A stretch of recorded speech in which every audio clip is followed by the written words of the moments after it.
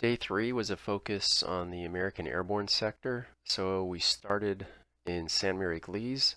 This is a fairly famous American paratrooper town that was captured on D-Day and made famous by the movie The Longest Day with the hanging paratrooper. And this town constantly has a mannequin in paratrooper garb dangling from the steeple of the church.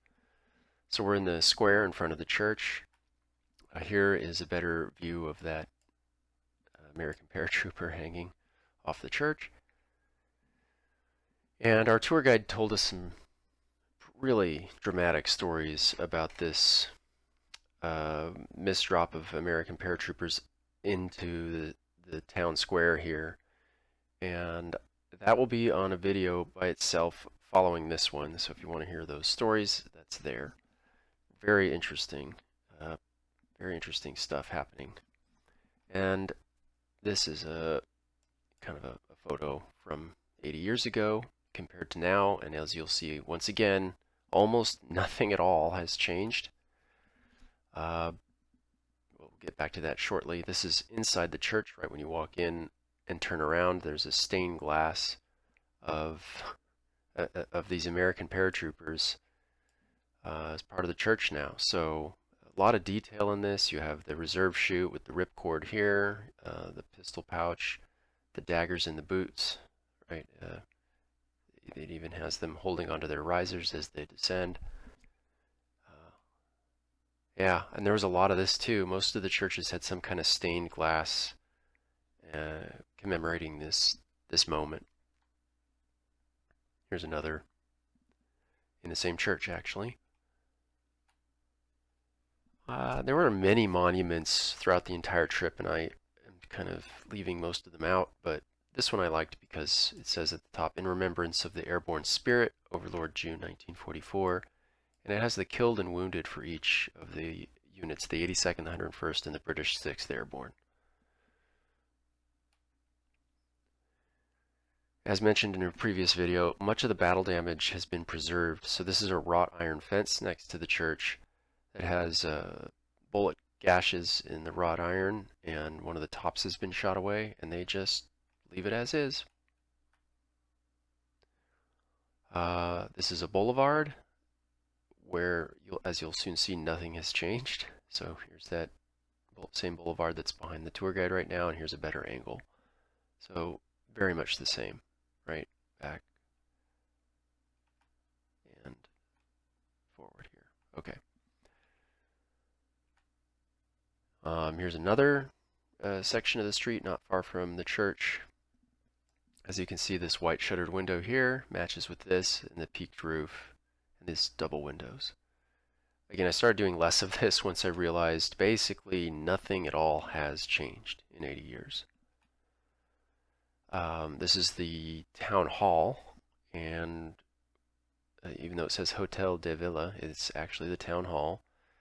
And there's, of course, photos from when it was occupied by the Germans. And we went inside, and they have this flag on display, and it's the flag that was flown once the town was captured on D-Day. It's one of the first towns to be captured for the Allies on D-Day. And this pretty much wrapped up our visit to Mere-Eglise. The tour guide did tell some pretty awesome stories about Lieutenant Turnbull that defended the road north of Mere-Eglise. I'll just have a map here so we can kind of see what we're looking at. But about 25 paratroopers defended the north against fierce German counterattacks. They had to defend from Germans from the south. And then, as you'll soon see, there was a huge and dramatic fight out west near the Fiere Bridge, which is our next stop. Fiere Bridge.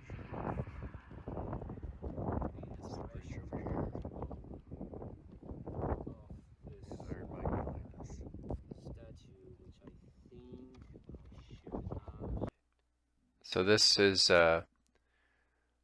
one of the fiercest small unit actions of the war. At least that's what we were told, or what I've heard. And this is sort of the layup to this story. There's these flooded fields, a causeway that runs between the town of Coquigny and Fiere, the Fiere Bridge here. The Americans coming out of St. Mere-Eglise capture the bridge. The Germans coming out of Coquigny launch an immediate counterattack with 4 tanks supported by infantry.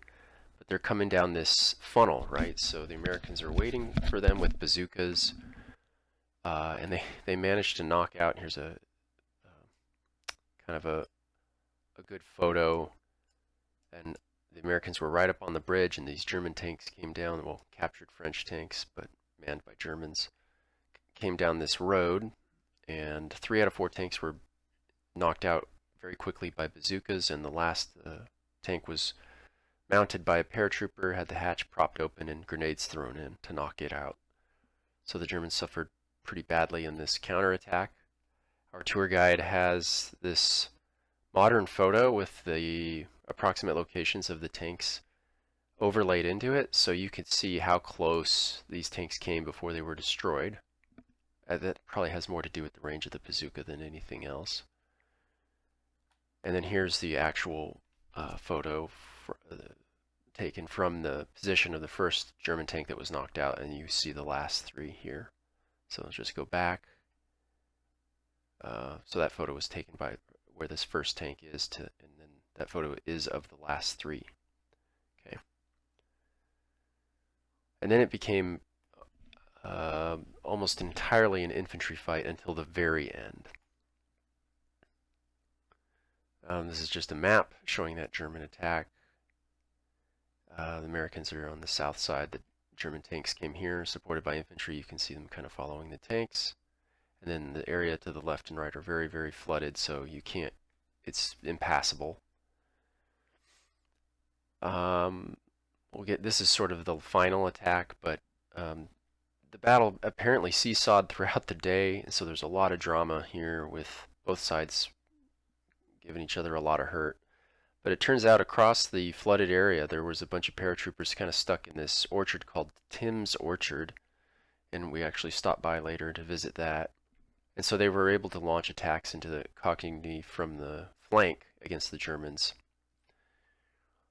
There was a Medal of Honor recipient in the fighting here in Coquigny specifically, and that's a monument to the Medal of Honor winner, Charles de Glopper. The story is pretty fantastic. Sounds like a Hollywood movie. And this is Tim's Orchard.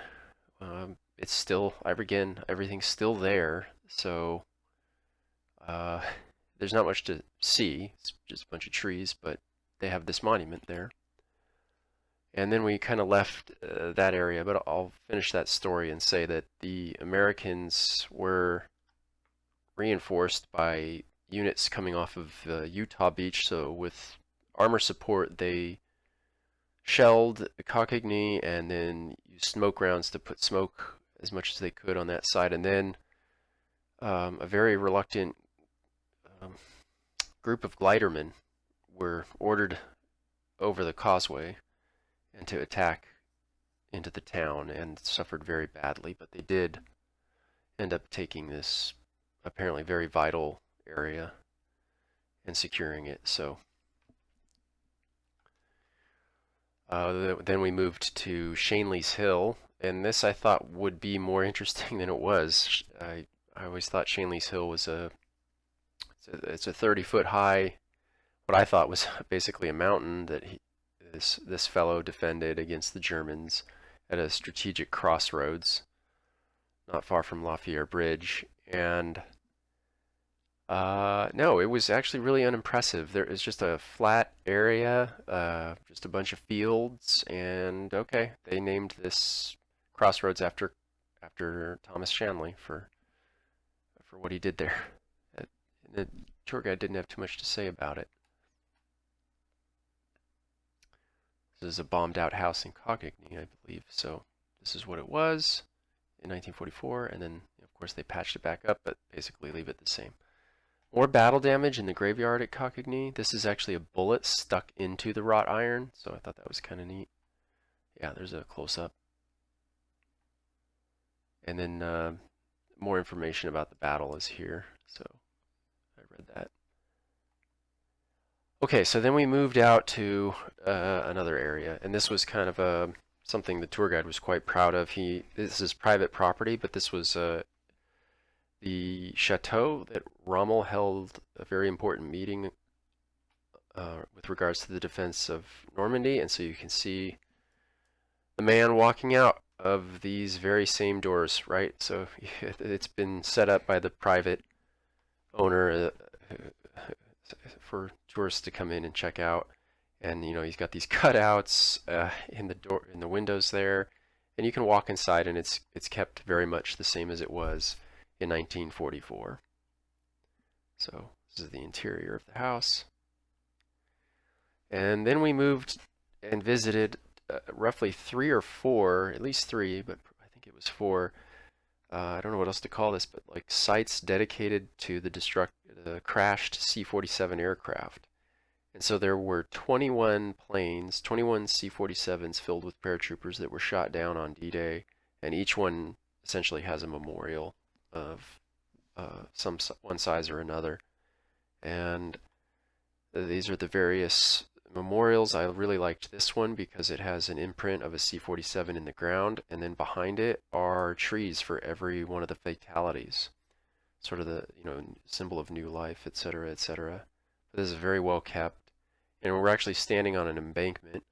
This was the amount of earth that was pushed up by this crash. And so here's a better view of the trees. And one for each death on the crash. And each of these sites has, or most of these sites have a placard with a photo of the aircraft, complete with who was on board. And usually I feel like it had their fate, but I think everyone was killed on this particular plane crash. Here's another memorial. This one was interesting because this is Lieutenant Meehan's plane. You can see his name here, First Lieutenant Thomas Meehan from Easy Company. And this is actually depicted in Band of Brothers with a C-47 plowing straight into the earth and exploding. And that's essentially what happened here. So, and just behind this placard is the field where Lieutenant Meehan's plane crashed from Band of Brothers. And here's yet another memorial to one of these really sad events. This field contained one of the crashes. Okay, and then this was the sister bridge to the Fiere Bridge. It's called Chef du Pont. There was much less bloodshed over this bridge. So 2 bridges west of Mere-Eglise were captured eventually. And I liked this one especially, though, because it showed, our tour guide pointed out, this is what the flooded fields would have looked like around La Fiere. Yeah, there's a house back here that was kind of integral to the Germans for trying to defend this bridge insofar as they were able to. But otherwise, this was much less bloodshed when compared to the other bridge. Here's a map of the movements in the brief battle for Chef du Pont. And this is Brecourt Manor. This is, again, made famous in Band of Brothers for Richard Winter's attack on the 4-gun battery. And the 4-gun battery is on private property, and it's beyond the field here. It's not this field, it's the next field over. Now, happily, it doesn't look like much. You're not missing much. What you see is kind of what the whole Norman countryside looks like, but the tour guide and I are looking at a map that they kind of set up as a memorial to the action here, and of course here's this little memorial to the participants of the battle. And then we went to Saint-Côme-du-Mont, which was, I'm sorry, it was Sainte-Marie-du-Mont. So we backed out of Chef du Pont, drove east. We visited the Holdy Battery area, which was essentially a carbon copy of the Band of Brothers assault. There's another 4-gun battery, but a different set of paratroopers knocked out those 4 guns, and that was called the Holdy Battery. And then we entered Sainte-Marie-du-Mont, which is south and east of Sainte-Marie-Église, and we're slowly going to make our way towards Carentan, which is down here, by the end of the day. So this was more or less kind of just the tour guide was more or less interested in showing us photos that match these different areas in Saint Marie du Mont. There's a World War I memorial.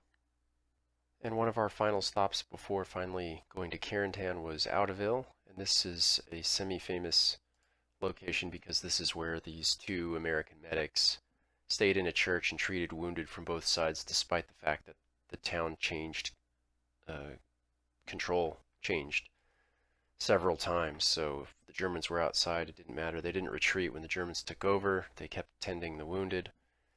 And although we didn't take any photos of the inside of that church, here it is, the outside of it.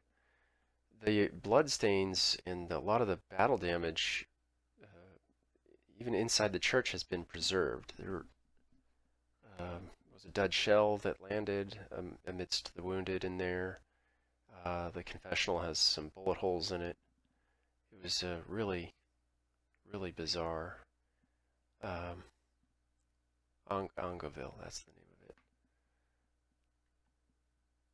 Okay, and then we made our way towards Carentan, and this is something that's kind of near and dear to me because I read this paratroopers 4-book series when I was a kid growing up by Donald Burgett, and he mentions this, the corner with the dead guy in the tank, or the dead man's corner, and sadly, one of the first reconnaissance units was an M3 Stuart that was knocked out by the Germans, and it was right on the corner of this very important straightaway into Carentan.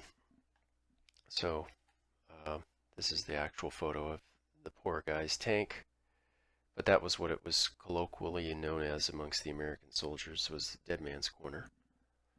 In front of the tank, this is what that tank would have seen, this very long, again, causeway with flooded fields to both sides leading into Carentan. And this is the famous Purple Heart Lane, which has nothing to do with Easy Company yet. This is the northern attack into Carentan. Easy Company came at it from one of the flanks at the same time, or roughly the same time. This was a very dramatic moment in the capture of Carentan, and much like Fiere Bridge, American soldiers and paratroopers had to charge down this road, and well, they don't call it Purple Heart Lane for nothing. They actually fixed bayonets and charged. There's a story about the Medal of Honor winner, Lieutenant Colonel Cole. And as you can see in the photo here, I think we're in modern day Carentan. But anyway, they had to charge down this road in flooded fields both sides, and it was fairly easy to hit them as they came. So now we're looking at it properly. We're in looking at it from the Carentan side, and off to the right is the road. This would have been a flooded field, but now there's a memorial here. Cole's bayonet charge. Purple Heart Lane off to the right. Oh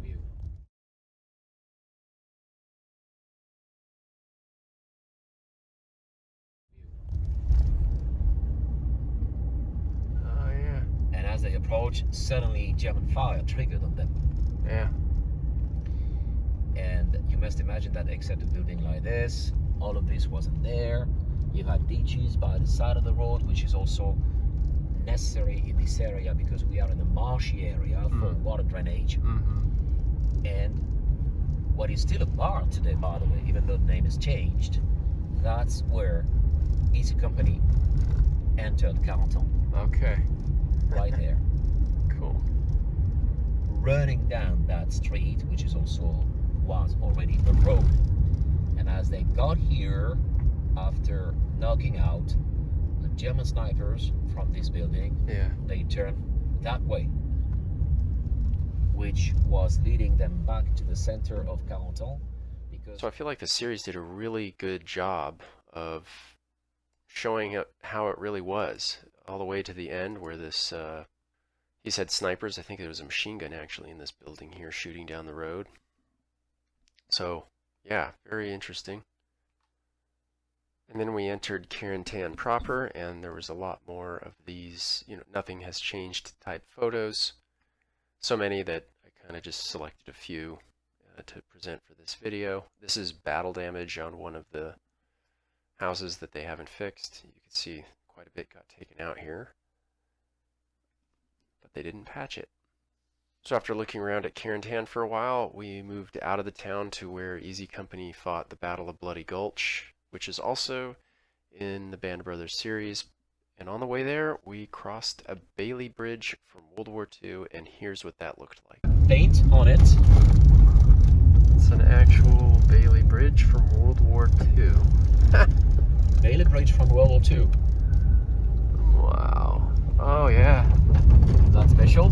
Yeah, that's super cool. And now a nice view of the Carentan Canal. Oh, yeah. A Bailey Bridge is a pre-made bridge that could be quickly deployed, and it was very surprising and a little weird to see one that was still being used regularly 80 years later. And finally, we arrived at Easy Company's battle against the Germans outside of Carentan, and I have a video. The thing to notice is that most of this battle was fought from the American side from essentially a sunken road with embankments on both sides. So as you'll see, it wasn't such a flat ground fought from foxholes, but one in which the Americans could kind of fight it from complete cover. With, on one side, the Germans attacking, and on the other side, the Americans defending. This is the line, but we are on the American side, okay? Carentan is over there, with the precise positions held by the elements of the 506, with on one side here Easy Company, that was pretty close to the railroad, which one bridge is visible down there. Wow. So this is a better picture of understanding how Easy Company was positioned during that fight with the Germans. They would have been on this embankment shooting over it at the Germans, attacking them across the field to the right of this picture. And that pretty much concluded day 3. We did stop at a few other memorials, one to something called the Filthy 13, but that was pretty much it. So this was a long day, but a very fun day to be out and touring the Normandy battlefields. That's it for this video. The fourth and final will be about the British sectors.